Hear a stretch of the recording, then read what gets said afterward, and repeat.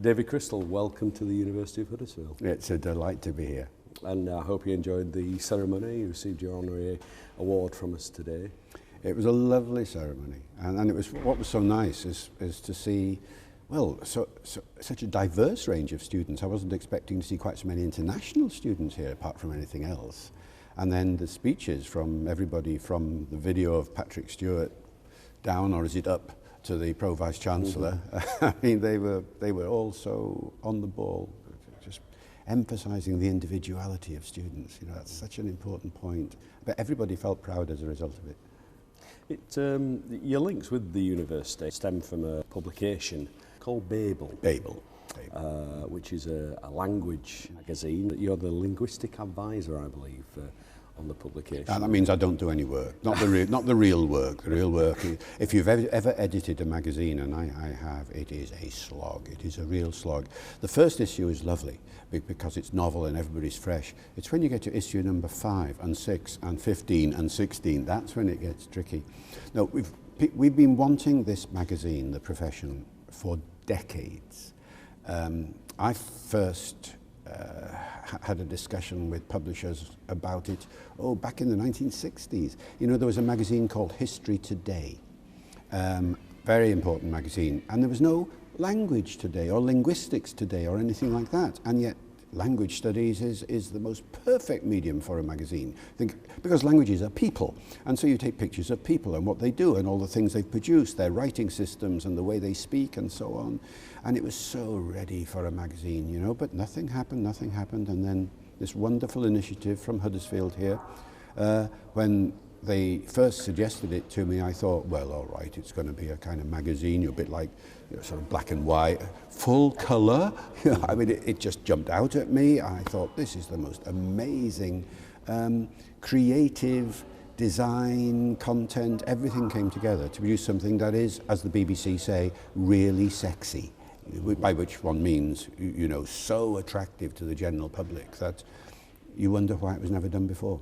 It's been a remarkable initiative. And for those people who don't know much about it, I mean, even the likes of Stephen Fry hail the publication. Just tell us a little bit about what it's there to do and who it would appeal to. Yeah, it's there to... You see, everybody is interested in language. There's no exception to that. I mean, anybody who ever listens to me now, all they have to do is reflect on their local place names, and where does that name come from, you know? Or we're going to name our child. What's the meaning of that child's name? Or they don't speak like that round here. That's a funny accent. You know, everybody has got an interest in language. And so if you have got that interest, how are you going to follow it up? You see, what do you read? I mean, of course, you read books and things like that, but magazines are rather different. I mean, anybody who's ever subscribed to a magazine and got into the magazine, you're waiting for the next issue because you get to know the writers, you get to know the subject, you go into it in a way that is relevant to the moment. You know, a book that was written 10 years ago was relevant to 10 years ago, but these magazines keep you up to date and keep you in touch with what's going on now. Several of the articles in Babel are about things that have happened, you know, this year or sometimes, you know, the last couple of months. And so as a result, it gives you a kind of access to the subject of language which no other kind of mechanism provides. And this is what I've seen with the issues of Babel so far. I mean, I know the subject as well as anybody, but I find myself learning new things from the magazine, you know, getting new perspectives that I didn't have before. I think it's available to anybody with an interest in language, from the general public to the specialist. Everybody will get something out of it. And the latest issue, I think it's the latest issue, is Shakespeare. It talks about Shakespeare, which is a project that you've been involved with. Well, we're in a Shakespeare period at the moment. You see, with the two anniversaries, 2014, the anniversary of his birth in 1564, and then the big year next. Where are we? 2016, 2 years' time, the anniversary of his death in 1616.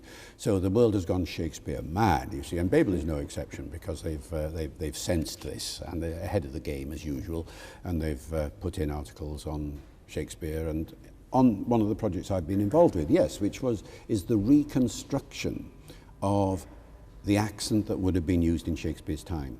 You know, if you know Shakespeare, you'll know that when you read his poems and several of his plays, there are lots of rhymes that don't work.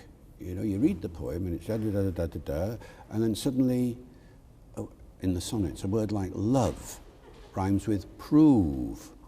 Well, it should rhyme. So when you actually do the relevant research and go back in time, you find out that love, that word prove was pronounced prov, and so love rhymes with prov. It was a perfect rhyme for its period. Now when you multiply that by all the examples of things that don't rhyme in Shakespeare, you suddenly see that there's a big project here to reconstruct that original accent so that the rhymes work, the puns work, the overall effect of the drama of the plays works well. And it's become a bit of a movement, you see. This has only been done over the last 10, 12 years. But now a dozen plays have been produced in what we call original pronunciation all over the world. Every time a play is done in OP, as it's called, you discover something new. People say you can never learn anything new about Shakespeare. It's all been studied. Not so when you start studying his pronunciation. You find these original insights. I mean, I'll give you an example. In the beginning of Romeo and Juliet, the prologue comes on and talks about the play. And at one point, you know, everybody knows about the star-crossed lovers. Well, you know, from forth the fatal loins of these two foes, a pair of star-crossed lovers take their life, says the prologue. Loins. Well, that suggests, you know, procreation and so on. But if you know that the word loins was pronounced loins, and the word lines was pronounced lines in exactly the same way, there's a pun there. Genealogical lines and procreational loins.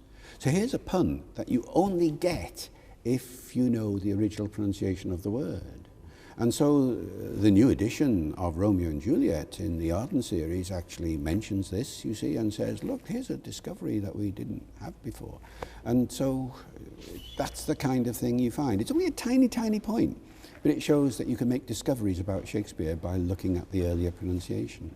And that's been the project. And just going back a little further, you also looked at the King James Bible. Oh, yeah. And discovered that has a real basis for the English language. Well, you see, when people look at the English language today and say, what are the influences on it? There are all kinds of influences, of course, but there are two big ones. You see, Shakespeare has introduced a lot of words and expressions into the language, but the King James Bible, 1611, did exactly the same thing. And people say things like this, you know, the King James Bible influenced the English language enormously. Well, my question was, how enormous is enormously, you see? What are we talking about? We're talking about expressions like, you know, thorn in the flesh, or out of the mouths of babes, or whited sepulchre, and all these well-remembered phrases that have become part of the language. Well, how many exactly are there in the King James Bible that has influenced the modern English language? And I didn't know the answer to that. And I would go around asking people and say, how many idioms from King James are in the English language? And people would say, oh, thousands. Or they'd say, oh, 20. And you suddenly realize there's a project here. So what I did was I read through the King James Bible twice. I mean, the first time to kind of find all these expressions, and then the second time to check I hadn't missed any. I don't think anybody else in the history of the universe has read the King James Bible through twice, once after the other. Just before Christmas it was, I remember well. And what I found was that there were 257 of them, you know. So say 250 more or less, you know? Which is more than some people think and less than other people think. And what I did really was I wanted to make sure that the expressions in the King James Bible, I wanted to find out whether they were unique to King James or not. So the book Begat, which I wrote that was the title we gave it in the end. What I found was that actually 80% of those expressions are not original to the King James Bible at all, but were part of the Bible tradition that went back through the 16th century. Many of them going back to William Tyndale's Bible 100 years before almost. And you know, a lot of these phrases are Tyndale's phrases, which became popular, and the translators of the new edition in 1611 were told, you know, use the previous editions. And in the preface it says, you know, our job is not to make a new translation, but to make an old one better. And so it was so interesting following the history of these idioms through that century What King James did, of course, was popularise them in a way that no previous Bible had been able to do. It did become, after all, the authorised version. And so that's what Begat was, an attempt to try and answer a very simple question, just how much influence did King James have on English? And now you know, at least 257 idioms. What are you working on now? Well, always, several projects. That's when you're a freelance like me, you're trying to keep several projects up in the air at the same time. Where are we? We're July 2014. Well, in October 2014, there's going to be September 2014, there's going to be an introduction to the big Oxford Historical Thesaurus of the English language, which is a book that we all know what a dictionary is. You look up the meaning of a word. You know a word, you want to look up a meaning. The thesaurus is the opposite. You have a meaning in your mind and you want to find out exactly what the word is that was available for you. A historical thesaurus does this over a long period of time, over 1,000 years in the case of the Oxford Historical Thesaurus.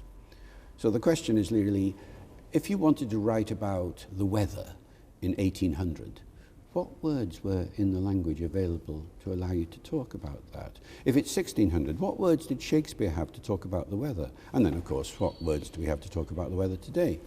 So could you have said it's ugly weather in 1800? No, you couldn't. That's a modern idiom. That's the kind of fascinating thing. Or go to Downton Abbey.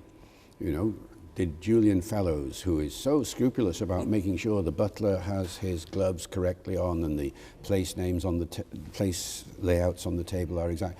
What's his language like? Well, he's pretty good, but actually, when you go through Downton Abbey scripts, you will find dozens of examples of words and phrases that could not have been used in 1912 because they didn't exist then. I mean, at one point a character says, somebody's banging on about something.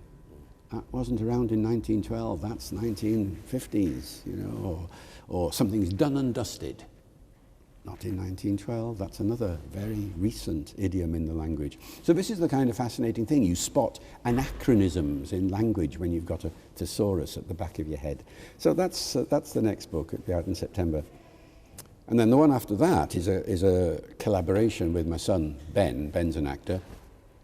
And we were asked by Macmillan to do an introduction to English accents, but from 2 points of view, from the academic point of view and then from the actor's point of view, you see. I mean, it's a very different perspective.